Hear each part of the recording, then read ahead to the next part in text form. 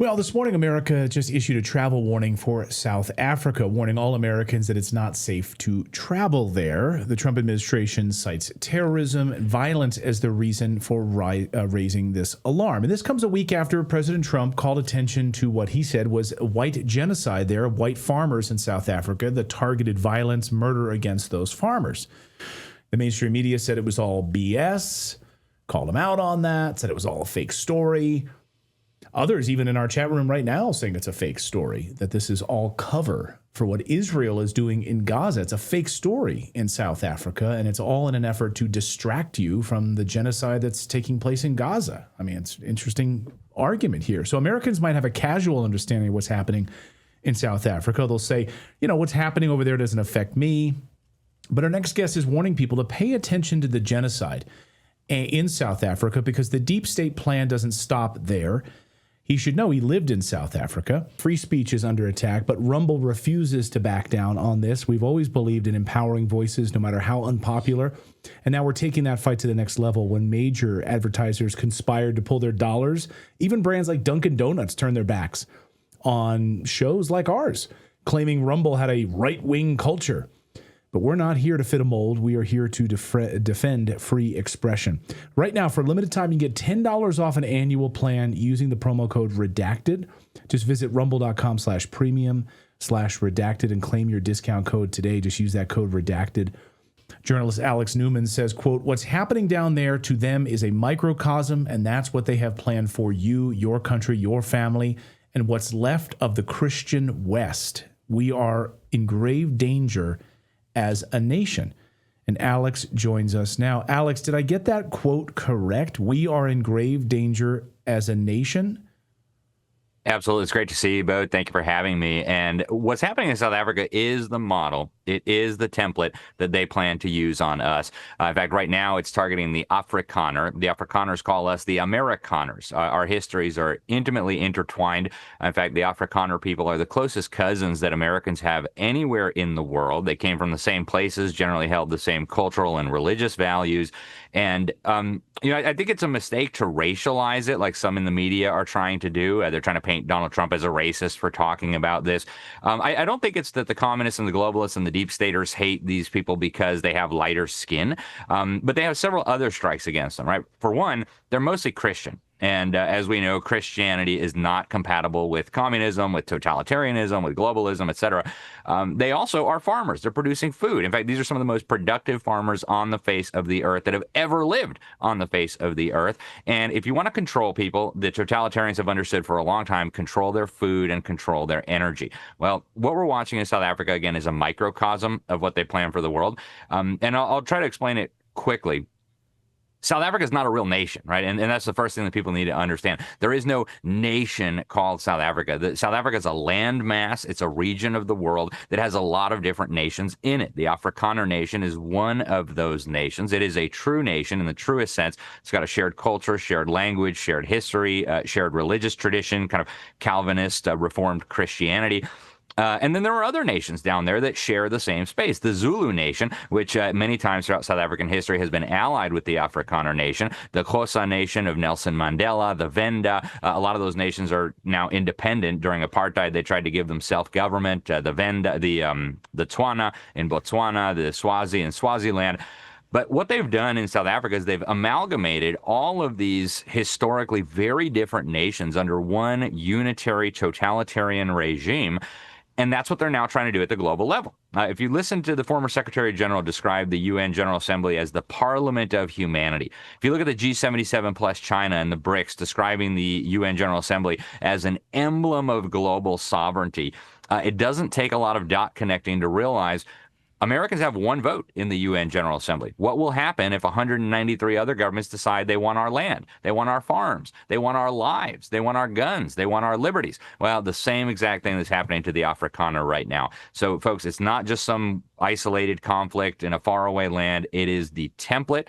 When you listen to Barack Obama, he actually says he was inspired to get into politics by South Africa. That was his first political action. The same plan, even the same tactics that they're using right now against the Afrikaners in South Africa are going to be deployed, and in many cases already are being deployed against Americans today. What are those tactics specifically? Can you go more in depth about that?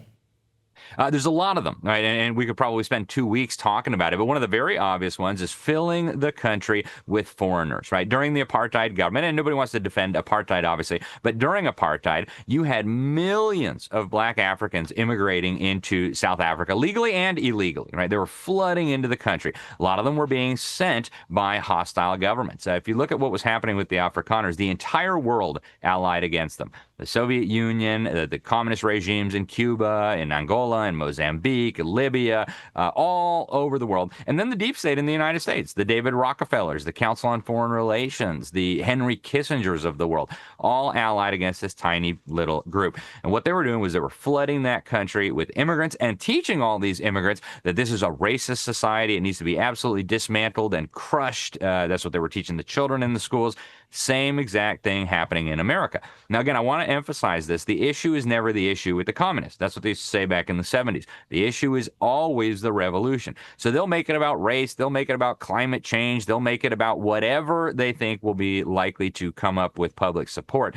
But just to illustrate how phony the racial pretext is, the South African Communist Party, which has controlled the African National Congress for many, many decades. I mean, it's a wholly owned subsidiary of the South African Communist Party, which itself was a wholly owned subsidiary of the Communist Party of the Soviet Union. Their original slogan when they became active in Southern Africa, by the way, it was the first Communist Party started outside of the Soviet Union by the Soviets, was "Whites of South Africa unite to keep South Africa white." Right? So when they realized that horse probably wasn't going to run very well, they jumped onto the black liberation struggle as the pretext, but the revolution was the same. Now look at what they're doing to us in the United States. Exactly the same process, exactly the same rhetoric, exactly the same effort to stir up civil unrest and ultimately violence, and the same exact narrative, right? And this isn't just being taught to American children. This is being taught to people around the world in the fake media. America is being demonized. Calls for global governance are accelerating. So take what happened in South Africa, merging all these very different nations under one unitary totalitarian regime. Move that up to the international level, where Americans are one solitary nation, all unified under this unitary regime, and you see the same process. And I would encourage people to go read something I wrote. You can find it on my website. I originally wrote it for a book about Barack Obama. On my website, libertysentinel.org, it's called To Understand Obama, You Must Understand South Africa's Communist Revolution. What I go through and do there is quote Barack Obama on all of these issues, and you will see very clearly how all of this is what inspired him to get involved. He says it himself, right? You see the key players involved intersecting with Barack Obama. So the same revolution that is taking place in South Africa now is going global. And Americans, you are the last thing standing in the way. No, there's so much ignorance when people are sort of boiling this down to, is there a genocide or isn't there? Is it just unsafe for white people? Should they go back, right? CNN saying, well, they can go back. They don't say that about the Zulus, who are not native to South Africa and did, in fact, colonize other black people. So, but what do you say to this idea that it is unsafe across the board in South Africa? So why did the Trump administration only single out the whites to save them, so to speak, offer them safety? Is there, anybody speaking for the blacks who are also victims of violence? Yeah, well, there's a very serious element of truth in the fact that crime is out of control in South Africa, right? Even when I lived there 20 years ago, it was a disaster. Today, it is one of the most violent, murderous societies on the face of the earth, which is what tends to happen when you amalgamate a bunch of different nations together under a communist, unitary, corrupt, racist regime. That's to be expected. But we need to be very clear here, right? When they talk about normal crime and normal murders, and this was, again, a problem when I lived there 20 years ago, they're talking about somebody pulls up next to you at a street light and blows your brains out and steals your car. What's happening with these Afrikaners is something totally, totally different. Okay. And again, I didn't start speaking out about this publicly until 2012. I would highly recommend people go back and read it. It was a cover story that I did for the New American magazine called Genocide and Communism Threaten South Africa. Everything that's happening today was happening back then. And the straw that broke the camel's back for me, where I said, you know what, I don't care what people say, I don't care what people think, somebody has to speak out about this, was a fact-finding mission that Dr. Gregory Stanton had made to South Africa back in 2012. Now, he was an anti-apartheid activist, kind of on the left, right? I mean, I don't know how he would describe himself, but he certainly strikes me as more of a liberal. He went down there and looked at this, looked at the evidence and said, wow, South Africa is at stage 6 out of 8 on the genocide scale. He had developed a genocide scale. He's changed it somewhat. But in 2012, he said the Afrikaners are now on the verge of being exterminated. Stage 6 was the planning and preparation for the slaughter. Stage 7 was the slaughter itself. Stage 8 was denial after the fact. So that was the genocide scale. He said Afrikaners are now at stage 6. And the reason why he said that was very obvious. The president of the country, Jacob Zuma, the polygamist pagan leader of the ANC and president of the Republic of South Africa, was going on TV, was standing in stadiums singing, "Bring me my machine gun, we're going to shoot all the Boers. My cabinet's going to help me shoot all the Boers." You had Jacob Zuma, Julius Malema, who Trump showed a few videos of him in the Oval Office the other day. At the time, he was the leader of the youth wing of the African National Congress, the party that has ruled South Africa with the Communist Party going clear back to when the Afrikaners voted to surrender power in the early 90s. He was singing, "We're going to shoot the Boer. We're going to kill the Boer." Now, the fake media says, don't believe your lying eyes. That doesn't really mean they're going to shoot the Boer. That doesn't really mean they're going to kill the Boer. It's exactly what it means. And if you look at these farm attacks, it is so horrific, you can't even put it into words. We're talking raping babies. We're talking drilling old women with electric drills and filling them with holes. We're talking about using blowtorches to burn and torture people for hours on end. We're talking about dragging innocent people for miles behind a pickup truck along dirt roads. These are crimes that are so barbaric you can't even begin to imagine. And then what often happens afterward is they'll leave Bible pages on their dead bodies. They'll leave the family Bible on the desecrated bodies of these victims who've been tortured sometimes for days on end. That's not normal crime, regardless of what Ramaphosa and the fake media want you to think. These are targeted attacks aimed at exterminating this particular category of Christian agricultural person that is standing in the way of the revolution. And the South African revolutionaries were always very clear. May I ask you a question about this? Please. A timely question, because today the Pope spoke about spreading Christianity throughout Africa. So does this put Black people at risk too if they adopt Christianity? Of course it does. And that's one of the and again, this is not a racial issue. The media wants to racialize it so that people won't talk about it.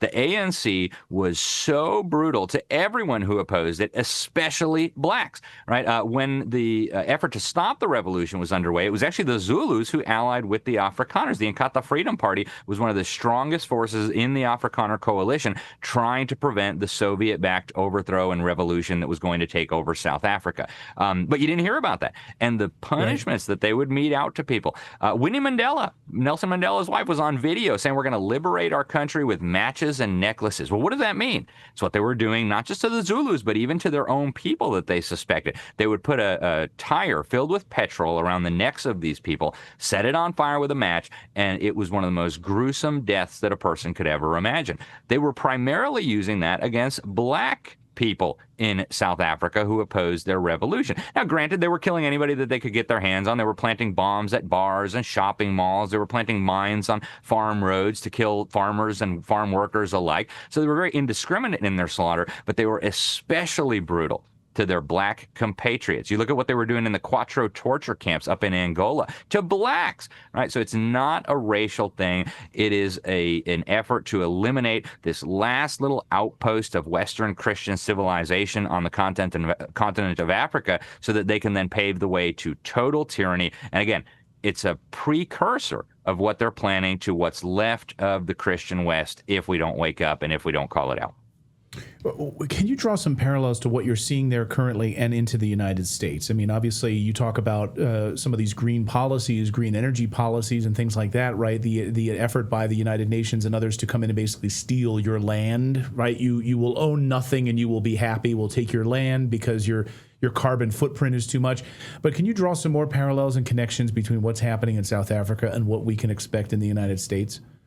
Sure. I would start by encouraging people to look at the narrative, right? I was still way too young to pay any attention to this, but if you go back to the 1980s into the early 1990s, Afrikaners were demonized by the entire world media. as these savage, barbarian, white supremacist monsters who were just there to murder, kill, destroy, steal land, etc. Nothing could be further from the truth. Again, these are Christian people. They did inherit some elements of a bad system from the British Empire. They fought the British Empire. They tried to keep their independent little republics there. They lost. We won when we fought as Americans. They lost. They were absorbed into the British Empire. And so some of these oppressive race-based laws, which were on their way out, continued under Afrikaner rule.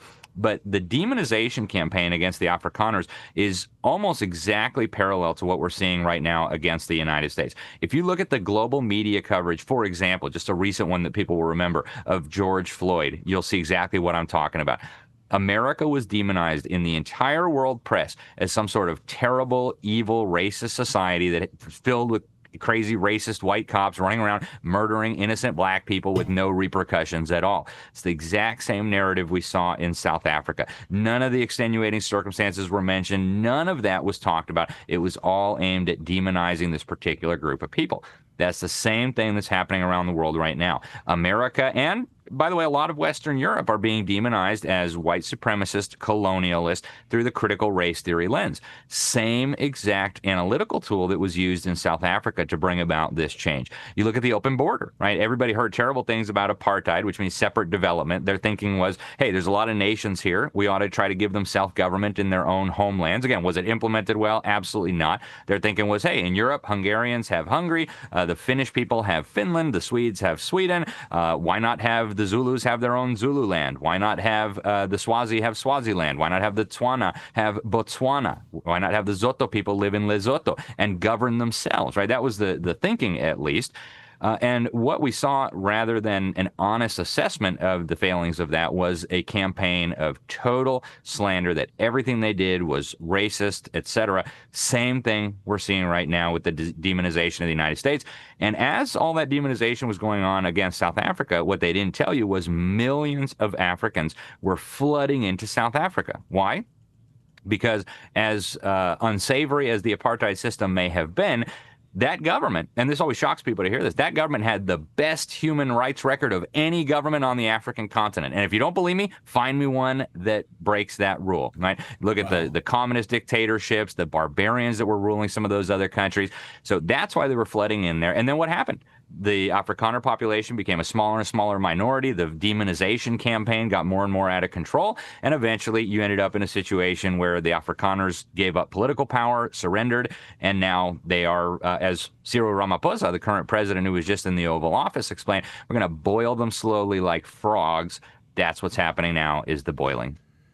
Well, I mean, we've spoken personally, Natali and I both, to those who fled South Africa, white family, and would tell us the awful, awful violence that they incurred, just pulling up to traffic lights, the having their cars taken, shot in the head, stolen. Awful. They awful don't things. drive at night. Full stop. You just don't drive at night for any reason. Grabbing husbands, forcing them to watch the rape of their wives in front of them by having their eyes held open by. One friend said that when they pull up to the robot, which is what they call the stoplight, you tell your child, if someone comes near the door, near the car, get out of the car seat, get in mommy's lap, and we're going to run. And this is the way that they live. Yeah. I'm sure you've heard, I'm sure you've witnessed these stories when you live there. This is probably never-ending amounts of them. That's right. It's just a normal part of life there. Yeah. Unbelievable. That's wild. Alex, thank you so much. So your website, give us your website again so people can read that first. Well, thank you guys very much. My personal website's libertysentinel.org. I also do a show for Unified TV. It's like Netflix, but where the stuff that Netflix won't carry because it's too controversial goes. So you can check out the Alex Newman Show on Unified, and then my personal website, libertysentinel.org, where I've got a lot of this information on South Africa. And are there any other books from other sources that you would recommend our audience if our audience is sitting there saying, I don't believe any of this. This is all garbage. This sounds like all made up. Can you point to maybe one or two sources that people, if they want to educate themselves on this topic, they can do more of a deep dive? There are so many great books on this subject that have been deliberately buried by the fake media and the establishment, but I'll recommend one. And if people are interested in this, and they should get a copy of this book. It's called Amabulu, The Birth and Death of the Second America. And it's written by an Afrikaner. He was actually an engineer. He now lives in the West, of course. But he traces the history of South Africa through the lens of his own family. They started arriving down there in the mid 1600s when Dutch settlers were originally landing down on the Western Cape. And so he traces the history of South Africa through the lens of his own family. It is an incredibly good book. I've got a few little differences of opinion that I have shared with the author, Dr. Harry Booyens, but it is an incredible masterpiece, and it will tell the story better than any other single book that I can think of. You're right. They don't want me to see this. I clicked it on it on Goodreads and got an error message. Yeah, I love surprise. These are the types of books. Yes, these are the types of books we like to read here at Redacted. When the algorithm does it, like, nope, you're not supposed to read that. Yeah, then I want it. The Birth and Death of the Second America. Yeah, The Birth and Death of the Second America. I just found it on Amazon, so you can find it there, and your local library. Maybe your local library will carry it as well. Alex, great to see you. Thank you so much for educating us on this topic. We appreciate it, and we should all be more vigilant on this. Thank you so much. Thank you guys for having me. Appreciate it.